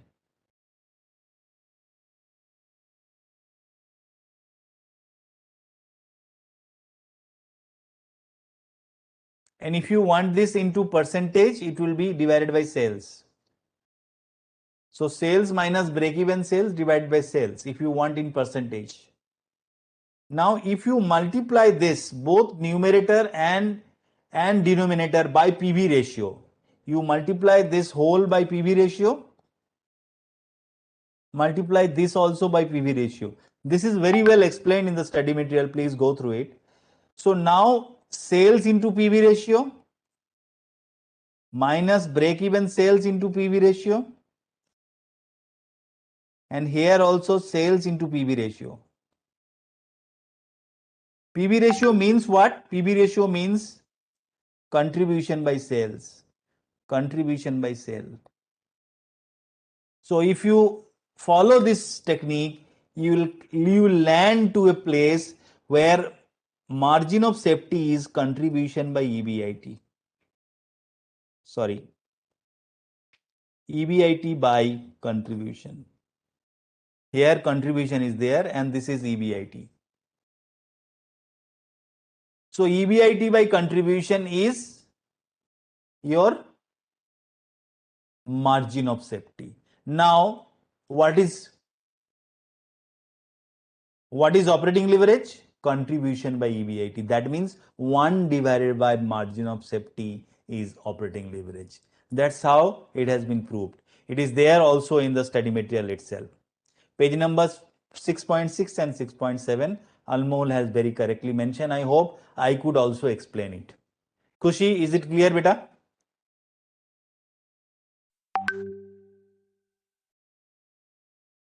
Is it clear?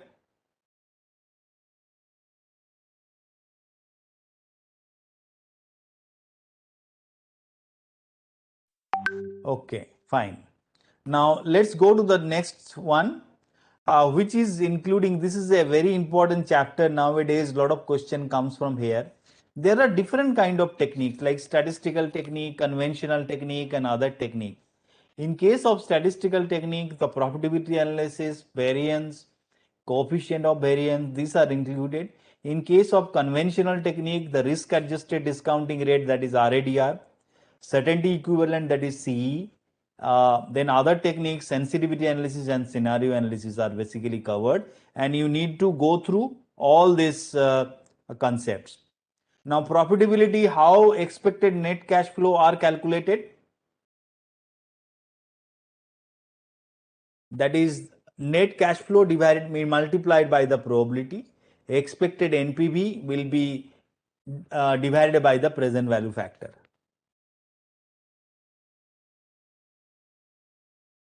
Multiplied by the present value factor. Variance also we can calculate in this way, the variance of the cash flow and the present value of that. Then standard deviation will be the root over of the variance. Then coefficient variance will be standard deviation by expected return.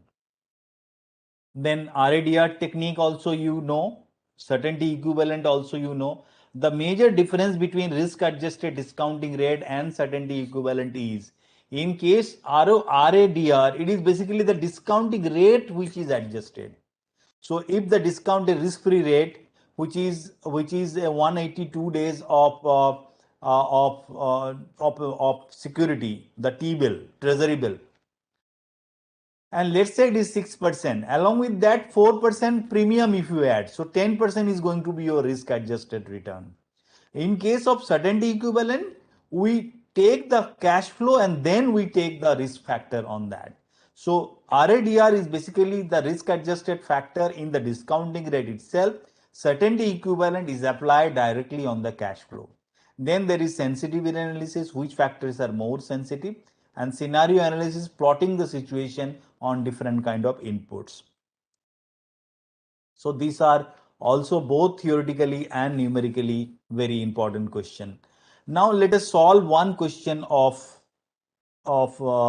risk analysis in capital budgeting. Just go through this question. Net cash flow is given, profitability is given, and there are two projects. There are two projects, project X and project Y.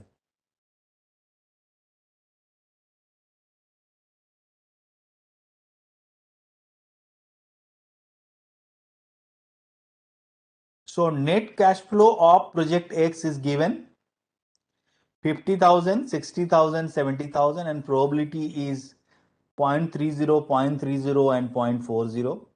Then net cash flow of project Y is 130, 110 and 90, and probability is also given. So expected net cash flow of each project,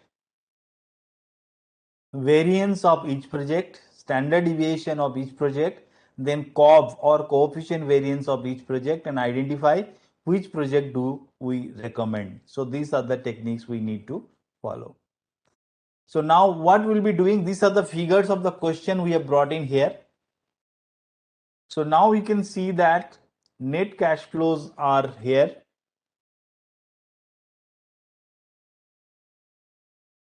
Profitability factors, probability factors are given here. So first thing we will do what? We will multiply the probability factor with the net cash flow to arrive at expected net cash flow. So 50,000 into 0.30, that is 15,000. 60,000 into 0.30, that is 18,000. 70,000 into 0.640 is 28,000. And 1,30,000 into 0.20 is 26,000. 1,10,000 into 0.30 is 33,000. 90,000 into 0.50 is 45,000. So 1,04,000 will be our expected net cash flow. Now how the variance will be calculated? This is the expected net cash flow we have got. Now from each of these cash flow, how much is the variance?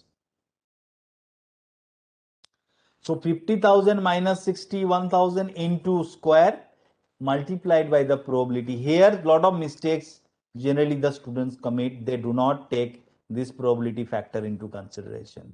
So if you do that, your variance is going to be 690,000,000. Similarly, variance of project Y also can be calculated. Now standard deviation, simply it will be the root over of 690 and 24 crore 40 lakh and 6 crore 90 lakh. So this will be the SD as well as the of project X and project Y. Similarly, we can calculate the COB also, and in case of COB, if you see that it is coming 13.60 and 15. So if you talk about the risk, you can see that the X project is less risky and expected net cash flow is also less.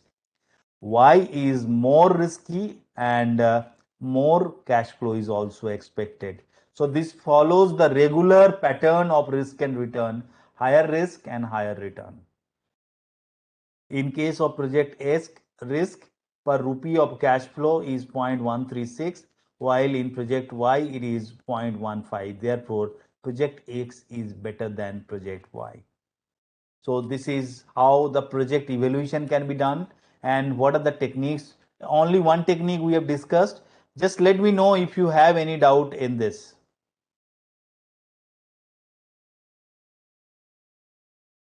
Any doubt you have in this risk analysis in capital budgeting question. Khushi, Anmol,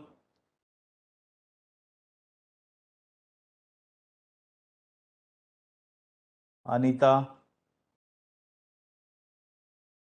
Sri, Himanshu, Mansi Ben.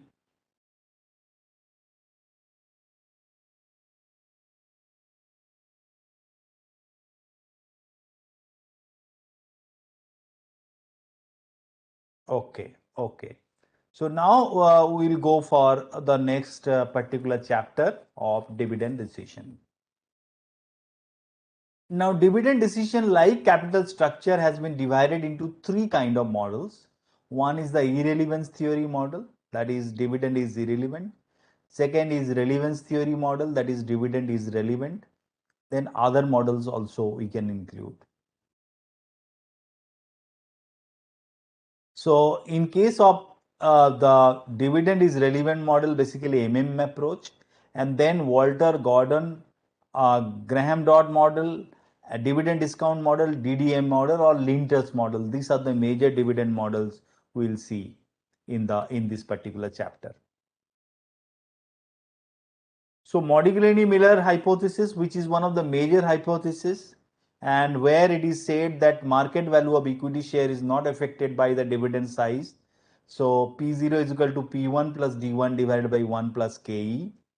Then Walter's model, which is D plus R by KE into E minus D divided by KE. Then Gordon's model, without growth and with growth.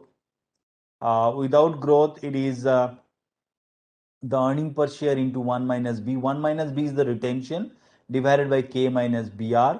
And with growth, it is the growth will be added. That means D0 will be added with the growth. It will become D1 divided by KE minus growth. Growth is nothing but the GR. How it is done? This is how much retention you have done and how much earning you are doing on that. So return on earning. This is the retained earning and this is the return we are getting on that, and because of that we are having a growth. So that is basically known as B and R, BR, or which is also known as growth or G.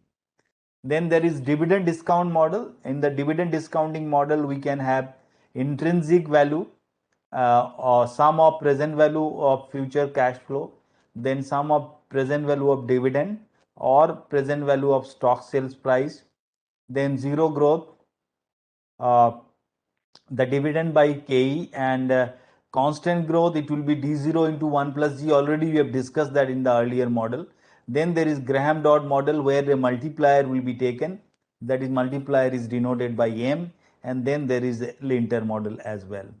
So what type of question generally we get in case of dividend decision? In case of dividend decision, we get the effect of dividend on market value of share, the question based on the PE ratio, calculation of market price using the share dividend theories and market price calculation per share using the dividend payout ratio or DP ratio.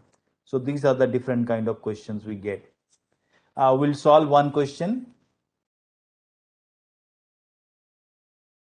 Yes, beta will be covariance divided by the variance. So total earnings in this particular question, any doubt here? Or let us discuss this dividend question. I think it will be more clear. Total earnings is given as 2 lakh. Number of equity share is 100 each, that is of 20,000. Then the dividend paid is 1,50,000. Price earning ratio is 12.5. So applying the Walter model, we can analyze whether the company, similarly it can be on Gordon model, it can be on hypothesis, computation of P ratio, and will our decision will change if the P ratio is 8 instead of 12.5. So if EPS of the firm is 10,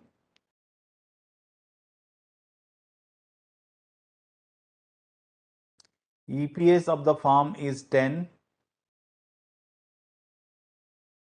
So that is 2 lakh divided by 20,000, and R is 2 lakh, 20,000 into 100. So how we are getting it? EPS is 10 rupees 10, that is 2 lakh divided by 20,000. 2 lakh divided by 20,000. So this is 10. And R is 2 lakh. R is total earnings, that is 2 lakh. R is total earning is 2 lakh divided by number of share.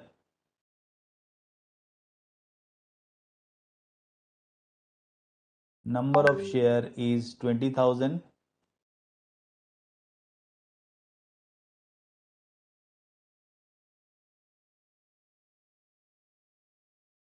20,000 into 100. So this is going to be 10%. So return is 10%. P ratio, which is already given as 12.5. P ratio means what? P ratio means the market price by EPS. So K is 8. Therefore, firm distributing total dividend of 1,50,000. Dividend paid, that is 1,50,000. Among 20,000 shares, giving a dividend per share of 7.5. So 7.5 is the dividend per share. Now we can put those figures. D is 7.5. How 7.5 is clear to you? Why it is 7.5? 1,50,000 divided by 1,50,000 divided by 20,000. So 7.5 is your dividend. Then return is 10%, and this is the cost of equity is 8%. How cost of equity we have calculated? 1 divided by P ratio, that is EP model, earning price model, which is one way of calculating the cost of equity. And then 10 minus 0.75 and 0.08 here also. So this is coming as 132.81 is the price. So firm has a dividend payout of 75% out of 2 lakh, 1,50,000. So 75% is the total payout. Therefore, what the firm will do, since the rate of return is 10%, which is more than 8%, so 10 is more than 8%. That means by distributing 75% of earnings, the firm is not following an optimal dividend policy. The optimal dividend policy will be when the payment will be zero dividend. So if you take 0 as your dividend, you can see the price will be 156.25. So when the optimum dividend payout, you will see when R is more than K, where return is more than the cost of equity, then pay less dividend or zero dividend.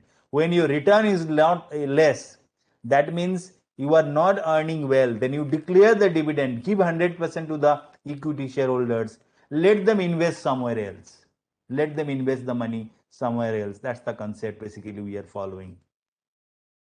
So P ratio at which dividend policy will not affect is going to be 10. That is when this will be equal. When cost of equity will be 10% and return also will be 10%. So when the cost of equity is 10% and return is also 10% means there will be no effect. And if the P ratio is 8 instead of 12.5, then the again what we will see, the cost of equity will change. The cost of equity in that case will be what? Cost of equity will be 1 divided by 8. So in that case, your KE will be more than KE will be 10, and which will be more than the rate of return. In that cases, you will see that if we follow that, then the price is going to be the lesser. So with this explanation, we can understand that when your return is more than the cost of equity, you declare less dividend or zero dividend. When your return is less, then you declare maximum dividend and let the shareholders do the management of their own money after taking the dividend into consideration. Any doubt you have from dividend policy, please let me know. Otherwise, we'll be going through the last chapter. Working capital, somebody was having some doubt. So you can ask your doubt here also. I think without why K ratio is reverse of P ratio? Very good question. P ratio means what? P ratio means market price by earning per share. Am I correct? MP divided by EP ratio. Am I correct, Vansha? How we calculate cost of equity? Cost of capital equity, there is a model known as EP model, earning growth model. Just now I have shown it to you. I'll show it to you once again.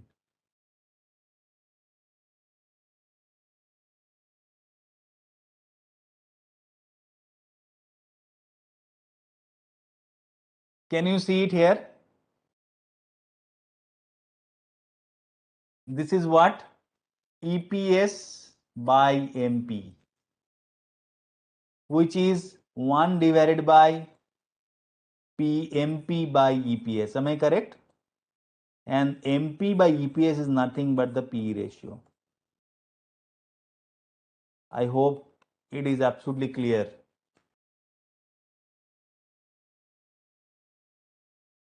Any doubt in this? Very good question though.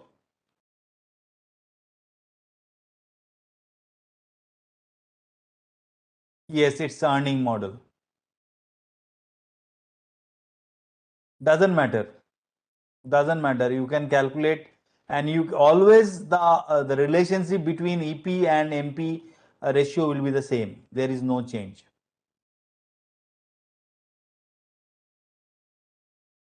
So let's go to the discussion what we were having. Yes. So on the last leg we are having the introduction to working capital management is one part. Then treasury and cash management will be another part. Then management of inventory will be there.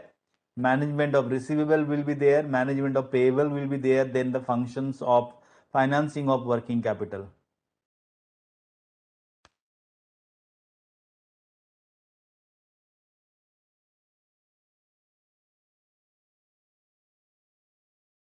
So now let us understand how the computation of operating cycle will be there. Operating cycle means what? We are starting with the raw material. Just very clearly, I'll tell you the concept behind it. We are starting with the raw material. It becomes WIP. Then it becomes finished goods. Then it goes for sales or credit sales. If it is credit sale, it will be debtor. Then it will be cash.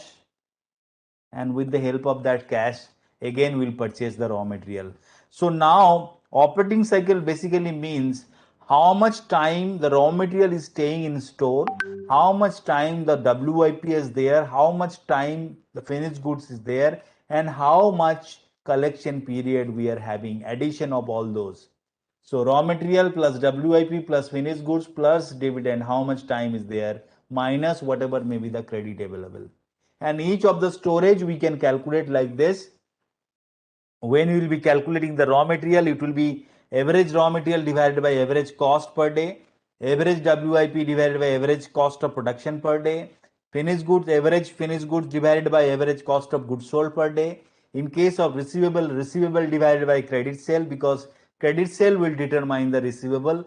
Credit period available from the supplier, from the creditors, will be payable, average payable divided by credit purchase per day. So accordingly, when all these figures will be coming, you just add it and minus the credit period, automatically will get the cycle. Or estimation, if you want to do the working capital, you can do in this way. These are all given in the study material. Now receivable management will be taking one small question. You can go through this question. Any doubt in the working capital? Somebody was having any doubt? Some doubt, I think, earlier informed. So you can ask me.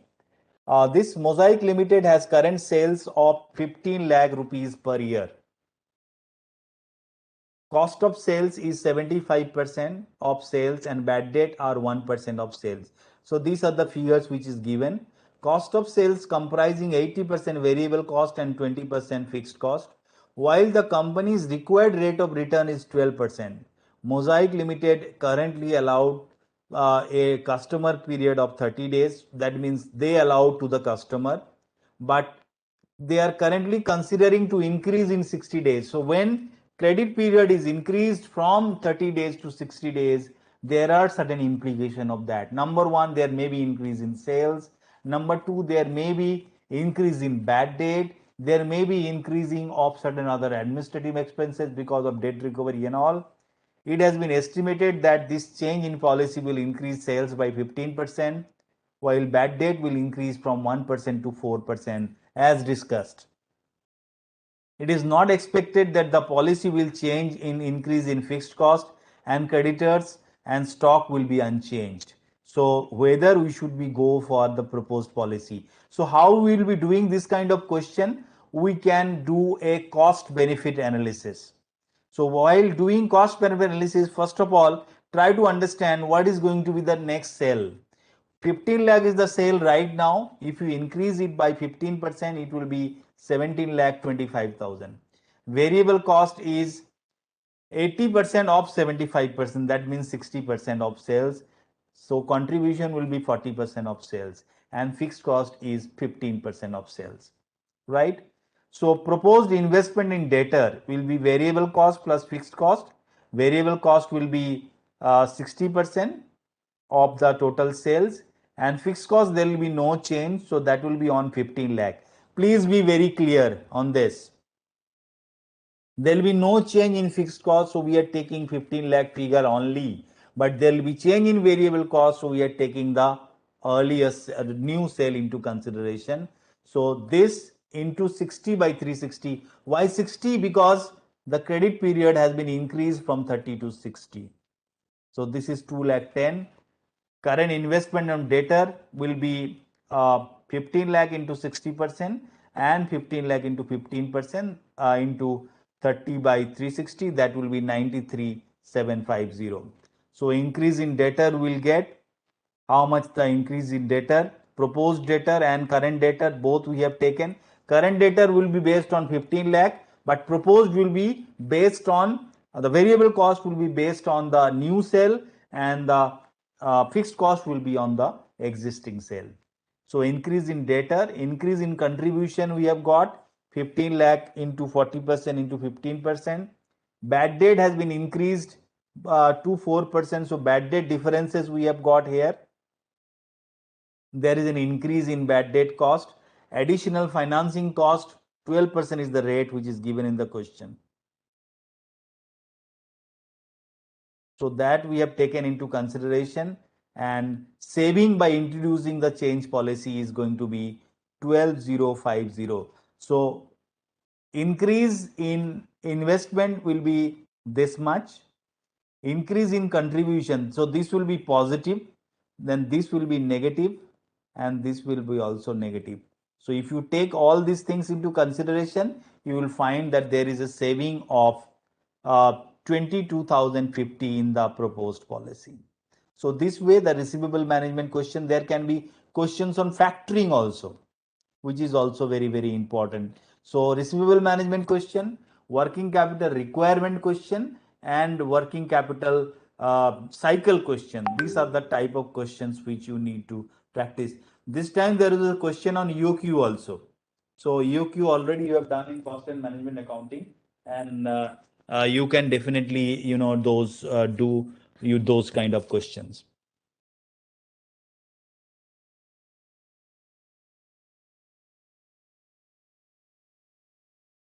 That is basically the assumptions which has been taken there in that particular question.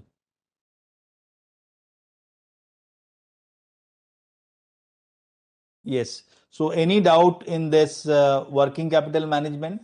Now question based on operating cycle can come, question based on requirement of working capital can come, question on cash budget can come, question on credit policy or receivable management can come, as well as theoretical question also may come.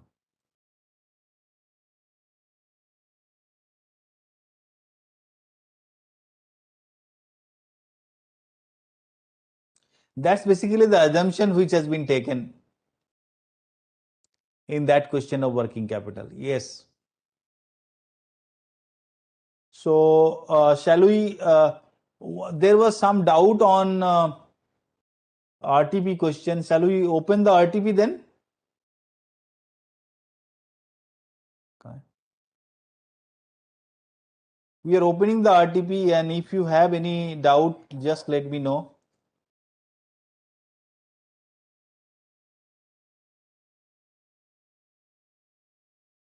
Then we'll come to the conclusion point. Don't have much time though. So which number of question you have doubt?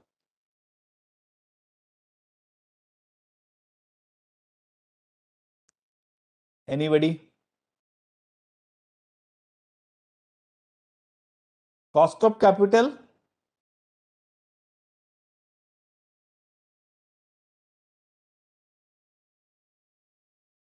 And leverage, I think, these two.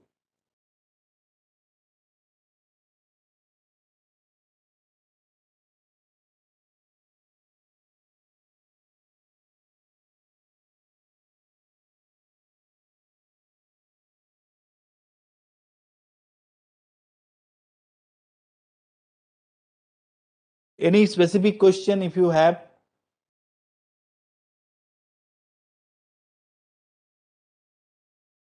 This is the cost of capital question, question number 3.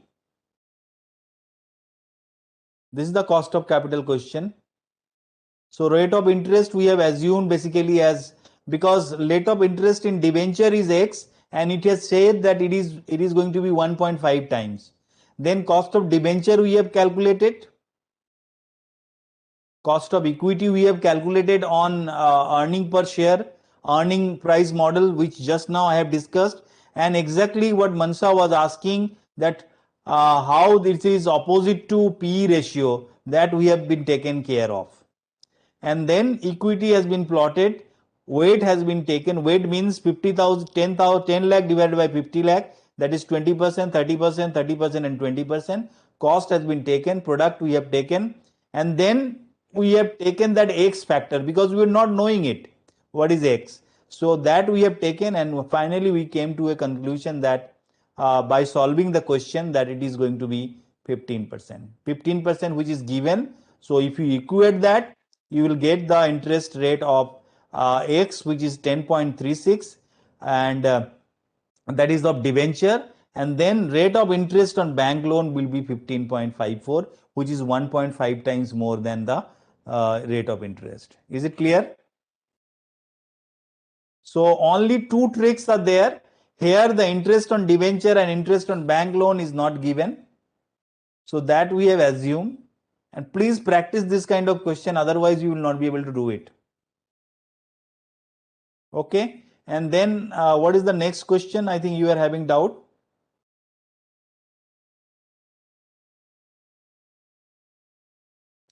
This one, capital structure 4, question number 4, Kushi.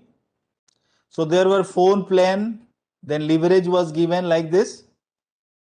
Any specific doubt in this particular question? So basically EBIT less two kind of interest was there. Then we have reduced the tax and we have got earning after tax, and then we have reduced the preference dividend which was there only in one case, and then we have divided by the number of equity share and we have got the EPS. And financial leverage also we have calculated there. And financial leverage was little bit different in the last one because there was preference dividend. So these are the basically the questions which we have discussed in the. These are the two questions. All questions are good, I feel, and I expect all of you to practice all kind of questions. Now let's come back to the last part. Any specific query you can also send us through the BoS app or through the mail IDs. Examination, very quickly, let me tell it to you what are the do's and what are the don'ts. Read every question very carefully. I told you already, underline all the requirement of the questions, underline the important points, any percentage, any changes, useful information. Then in the 3 hour of writing, attempt the numerical question in general first, and then if there is a time remaining and you are unable to complete the paper, maybe you can go for theoretical question. Solve the easy question first, then the difficult question slowly. If you are stuck anywhere while solving the question, leave it at that point of time, then later on you may try it. Underline the main answer if possible, if the time permits.